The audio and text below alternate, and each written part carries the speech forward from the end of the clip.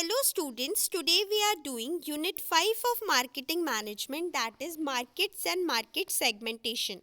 Market क्या होता है? मार्केट एक जगह होती है जहाँ पे बायर्स एंड सेलर्स एक साथ इकट्ठे होते हैं एक्सचेंज करने के लिए गुड्स. तो बायर्स जो होते हैं वो क्या करते हैं? कंज्यूमर्स होते हैं जो कि अपनी नीड फुलफिल करने के लिए मार्केट में आते हैं गुड्स को परचेज करने के लिए. And sellers are producers, retailers जो कि सामान को बेचते हैं. तो मार्केट एक जगह होती है, एक पर्टिकुलर प्लेस होती है जहाँ पे बहुत सारी शॉप्स होती हैं और बायर्स, कंज्यूमर या यूज़र्स वहाँ पे आके सामान खरीदते हैं. अब मार्केट जो होती है वो ब्रॉड कैटेगरीज देखें तो मार्केट दो तरह की होती है, consumer market and organisational market. Organisational market भी चार तरह की होती है, industrial markets, reseller market, government market and institutional market. अब मैंने बोला दो कैटेगरीज है मार्केट की, consumer market and organisational market. अब इन दोनों को समझते हैं. ऑर्गेनाइजेशनल मार्केट जो होती है वहाँ पे परचेजिंग जो होती है, सामान जो खरीदा जाता है वो सिर्फ बिजनेस के यूज़ के लिए खरीदा जाता है. मतलब कंज्यूम करने के लिए नहीं खरीदा जाता बल्कि सामान खरीदा जाता है बिजनेस के लिए. और कंज्यूमर मार्केट ऐसी मार्केट होती है जहाँ पे सामान खरीदा जाता है पर्सनल कंजम्पशन के लिए, पर्सनल यूज़ के लिए. ऑर्गेनाइजेशनल मार्केट के अंदर कोई भी चीज़ परचेज करी जाती है, खरीदी जाती है बल्क में, बहुत ज़्यादा क्वांटिटी में. और कंज्यूमर मार्केट में परचेजेस जो होती हैं वो स्मॉल क्वांटिटीज़ में होती हैं. ऑर्गेनाइजेशनल मार्केट में जो वैल्यू होती है परचेजेस की वो बहुत हाई होती है, मतलब जो सामान खरीदा जाता है वो बहुत महंगा होता है. और कंज्यूमर मार्केट में जो वैल्यू होती है परचेज की वो कम होती है. ऑर्गेनाइजेशनल मार्केट में जो परचेज डिसीजंस होते हैं वो जर्नली बहुत सारे लोग या एक मैनेजर लेता है, परचेज मैनेजर लेता है.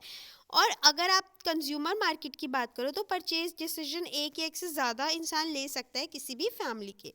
परचेजेस जो होती हैं ऑर्गेनाइजेशनल मार्केट में वो डायरेक्टली करी जाती हैं सप्लायर्स से और मैन्युफैक्चरर से. और कंज्यूमर मार्केट के अंदर जो सामान है खरीदा जाता है लोकल रिटेलर्स और शॉपकीपर्स से. तो इससे हमने समझा ऑर्गेनाइजेशन होता है कि जब हम ऑर्गेनाइजेशन के लिए सामान खरीदते हैं ज़्यादा, और कंज्यूमर होता है कि जब कंज्यूमर जो सामान को यूज़ करता है अपनी नीड्स को सेटिस्फाई करने के लिए जब वो सामान खरीदता है उसे हम कहते हैं ऑर्गेनाइजेशनल मार्केट.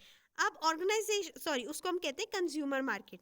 अब ऑर्गेनाइजेशनल मार्केट के कुछ कैरेक्टरिस्टिक्स देख लेते हैं. सबसे पहले है फ्यूअर बायर. तो ऑर्गेनाइजेशनल मार्केट के अंदर बहुत सारे बायर्स नहीं होते हैं, बहुत कम होते हैं. देयर ओनली फ्यू कंपनीज, बहुत कम कंपनीज और बिजनेस ऑर्गेनाइजेशंस होती हैं जो ऐसी मार्केट में आती हैं. Then bulk purchases. Organisational market में जो सामान खरीदा जाता है वो बल्क मतलब ह्यूज क्वांटिटी में खरीदा जाता है, तो जो वैल्यू होता है वो भी ज़्यादा होती है. परचेजेस जो होती हैं ऑर्गेनाइजेशनल मार्केट में वो रेगुलर इंटरवल्स में करी जाती है. सप्लायर्स के साथ रिलेशनशिप की बात करें तो ऑर्गेनाइजेशनल मार्केट में बायर्स एंड सप्लायर्स जो होते हैं वो क्लोजली रिलेटेड होते हैं, एक दूसरे को जानते हैं. ज़्यादातर जो बायर्स होते हैं उनके फिक्स सप्लायर्स होते हैं, वो उन्हीं से सामान खरीदते हैं. बायर्स एंड सप्लायर्स दोनों के क्या होते हैं? बिजनेस फर्म्स होते हैं, दोनों ही बिजनेस वाले होते हैं. उसके बाद नेक्स्ट फीचर है प्रोफेशनल बाइंग. जो परचेजिंग डिसीजन होती है वो जनरली कौन लेता है? परचेज मैनेजर लेता है. ये एक प्रोफेशनल इंसान लेता है कि क्या सामान खरीदना है, कितना खरीदना है. वो एक पर्टिकुलर इंसान खरीदता है जो मैनेजर होता है या प्रोफेशनल पर्सन होता है जो स्पेशलिस्ट होता है परचेजिंग में. फिर जोग्राफिकल कॉन्सेंट्रेशन. ज़्यादातर परचेजेस जो होती हैं वो करी जाती हैं एक पर्टिकुलर एरिया से ताकि ट्रांसपोर्टेशन कॉस्ट जो है रॉ मटेरियल्स लेने की वो कम हो. फिर डिराइव्ड डिमांड. परचेजिंग जो होती है वो कंप्लीटली डिपेंडेंट होती है कि कंज्यूमर क्या डिमांड कर रहे हैं. एक बिजनेस ऑर्गेनाइजेशन वही सामान और सर्विसेज लेते हैं जो कि डिमांड कर रहे होते हैं कस्टमर्स. इसीलिए जो कंज्यूमर्स होते हैं वो अल्टीमेटली उन्हीं के हिसाब से परचेजिंग डिसीजन होते हैं. फिर inelastic demand. Organisational market में जो डिमांड होती है और इंडस्ट्रियल गुड्स एंड सर्विसेज की वो इन इलास्टिक होती है, मतलब वो चेंज नहीं होती, वो इफेक्ट नहीं होती है प्राइस चेंजेस से इन द शॉर्ट रन, क्योंकि प्रोड्यूसर्स जो है वो एकदम से क्विक चेंज नहीं कर सकते हैं प्रोडक्शन शेड्यूल्स में. तो हमने देखा कि ये फीचर्स हैं ऑर्गेनाइजेशनल मार्केट के. मैंने स्टार्टिंग में भी बताया था कि ऑर्गेनाइजेशनल मार्केट चार तरह की होती हैं. वो है industrial market, reseller market, government market and institutional market. एक एक करके समझते हैं. सबसे पहले इंडस्ट्रियल मार्केट, जिसको हम प्रोड्यूसर या बिजनेस मार्केट भी बोलते हैं। तो इसके अंदर वो सारे इंडिविजुअल और ऑर्गेनाइजेशंस आ जाते हैं जो गुड्स एंड सर्विसेज खरीदते हैं प्रोडक्शन के पर्पज से। कोई चीज़ प्रोड्यूस करने के पर्पज से जो खरीदारी करी जाती है उसको हम कहते हैं इंडस्ट्रियल मार्केट। जैसे मैन्युफैक्चरर्स, माइनिंग, फार्म, बैंक्स, ये आ जाते हैं इंडस्ट्रियल मार्केट के अंदर। फिर है रीसेलर मार्केट। इसके अंदर वो सारे इंडिविजुअल्स और ऑर्गेनाइजेशन आ जाते हैं जो गुड्स एंड सर्विसेज को खरीदते हैं दोबारा से बेचने के लिए, ताकि वो अर्न करें प्रॉफिट, जैसे wholesalers and dealers. So it consist of all the individual and organisation that buy goods and services for the purpose of reselling to others to earn a profit, for example wholesalers and dealers. फिर है government market. तो बहुत सारी government organisations हैं जो goods and services को खरीदती हैं। गवर्नमेंट मार्केट के अंदर central, state, local governmental unit सब आ जाती हैं जो कि सामान को खरीदती हैं इंपॉर्टेंट गवर्नमेंट फंक्शंस करने के लिए। लास्ट मार्केट है ऑर्गेनाइजेशनल मार्केट के अंदर इंस्टीट्यूशनल मार्केट। इसको हम नॉन प्रॉफिट ऑर्गेनाइजेशन भी कहते हैं। इसके अंदर इंक्लूड हो जाते हैं सारे एजुकेशनल इंस्टीट्यूशन जैसे स्कूल्स, कॉलेज, यूनिवर्सिटीज़, हॉस्पिटल्स जैसे कि नर्सिंग होम्स, रिलीजियस इंस्टीट्यूशन, ये सब आ जाते हैं इंस्टीट्यूशनल मार्केट के अंदर।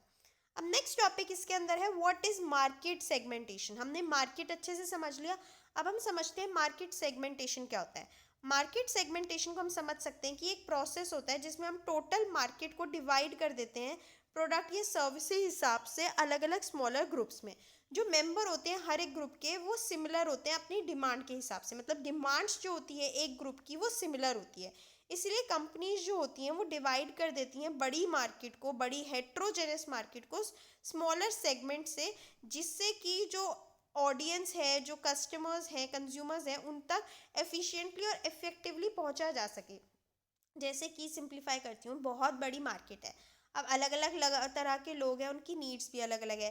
तो उस मार्केट को डिवाइड कर दिया जाता है ग्रुप्स में, छोटे ग्रुप्स बना दिए जाते हैं ऐसे लोगों के ग्रुप्स जिनकी डिमांड सिमिलर है, ताकि उन तक प्रोडक्ट्स या सर्विसेज आसानी से पहुंचाए जा सकें। अब मार्केट सेगमेंटेशन करने की क्या इम्पोर्टेंस है, क्या क्यों ज़रूरी है। एक कंपनी जो है वो यूज़ कर सकती है मार्केटिंग के रिसोर्सेज ज़्यादा इफेक्टिवली मार्केट सेगमेंटेशन के अंदर। इससे हम ज़रूरतें समझ पाते हैं, नीड्स एंड डिमांड समझ पाते हैं कंज्यूमर्स की अलग अलग एरियाज से। इससे इंक्रीज़ हो पाती है वॉल्यूम सेल्स की और प्रॉफिट भी इंक्रीज़ होता है। इससे कंपनी compete कर पाती है, कंपटीशन में रह पाती है ज़्यादा इफेक्टिवली सेगमेंटेड मार्केट में।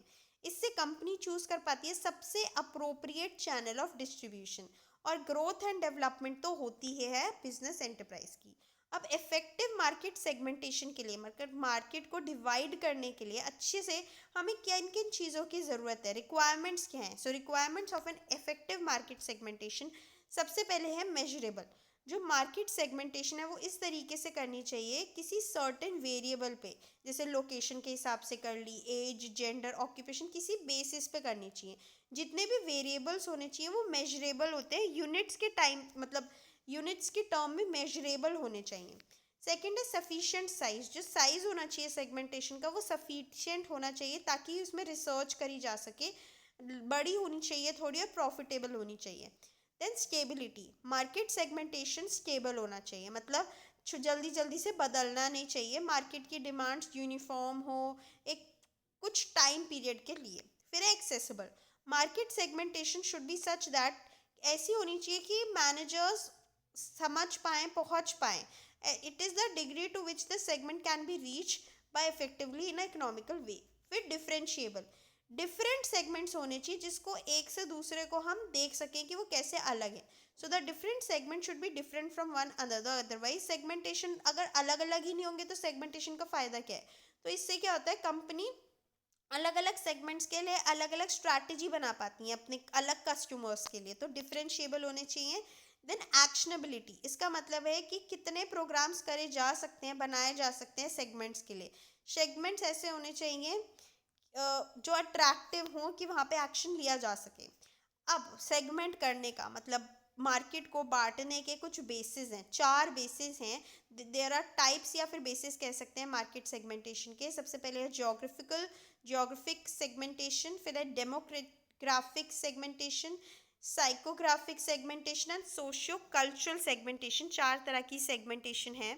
जियोग्राफिक सेगमेंटेशन में जो मार्केट होती है उसको सेगमेंट या डिवाइड किया जाता है जियोग्राफिकल लोकेशन के बेसिस पे, जिसका मतलब है कि मार्केट डिवाइड करी जाती है सिटी, टाउन, डिस्ट्रिक्ट, स्टेट, इस हिसाब से।